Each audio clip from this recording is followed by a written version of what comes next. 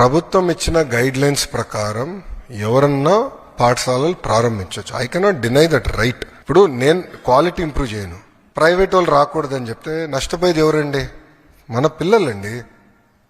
ఆ పొరపాటు నేను చేయను.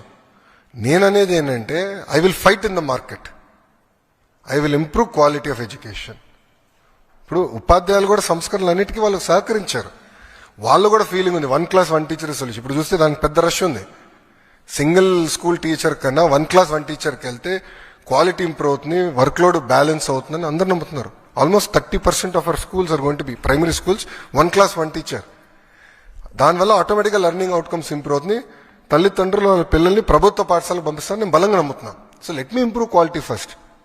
నా క్వాలిటీ ఇంప్రూవ్ అయ్యి, మా టీచర్ అటెండెన్స్ పకడ్బందీగా అయ్యి, మిడ్ డే మీల్ పర్ఫెక్ట్గా అయ్యి, మా స్టూడెంట్ కిట్ కూడా పర్ఫెక్ట్గా అందజేస్తే ఆటోమేటిక్గా పిల్లలు ప్రభుత్వ పాఠశాలకు వస్తారని నేను బలంగా నమ్ముతున్నాను.